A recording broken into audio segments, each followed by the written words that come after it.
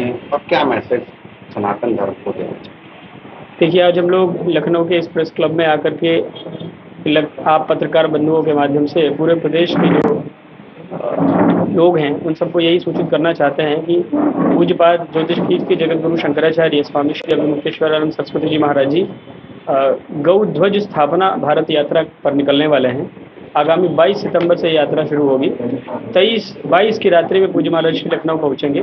23 तारीख को दोपहर में यहाँ पर कार्यक्रम आयोजित किया गया है, जिसमें वो गौ ध्वज यहाँ जो हमारे गौ भक्त हैं उनको समर्पित करेंगे और समर्पित करते हुए भारत की परिक्रमा पर निकल जाएंगे।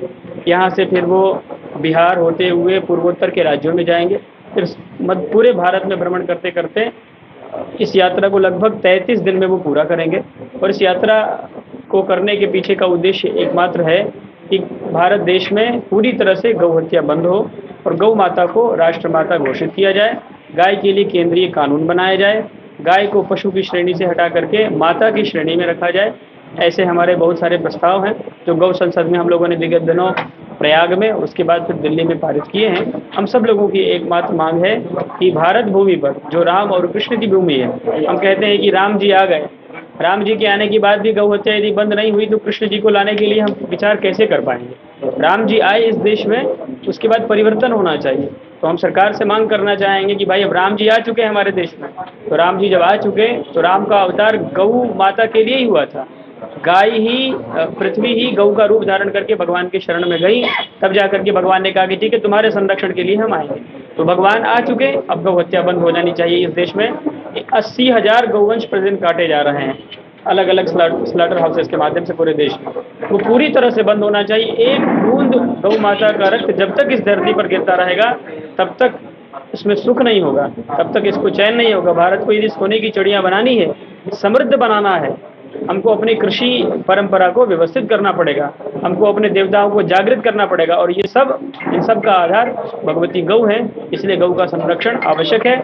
उन्हीं के संरक्षण के दृष्टिकोण से पूज्य शंकराचार्य जी महाराज की ये गौ ध्वज प्रतिष्ठा भारत यात्रा है। आप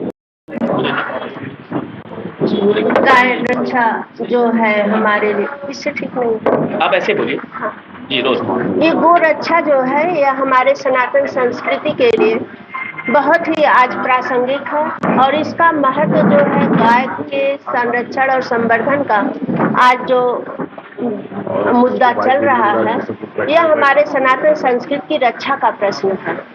और हिंदू सनातन संस्कृति में गौ माता को बहुत महत्व दिया गया है। यह पवित्रता का एक तरह से प्रतीक है और कहा जाता है कि पृथ्वी ही जो है गाय के रूप में है और उस पर हमारी पृथ्वी टिकी हुई है, या हम उस पर रह रहे हैं। तो गो हत्या है वह बिल्कुल बंद होनी चाहिए। मेरी आप लोगों से, पत्रकार बंधुओं से अपील है कि गो हत्या बिल्कुल नहीं होनी चाहिए। कि गो हत्या होना हमारे लिए या हमारे सनातन संस्कृति के लिए बहुत ही नुकसानदायक है। और जो गाय है वो राज्य सूची का विषय है और इसका संरक्षण तभी हो सकता है जब यह केंद्रीय सूची में डाल दी जाए।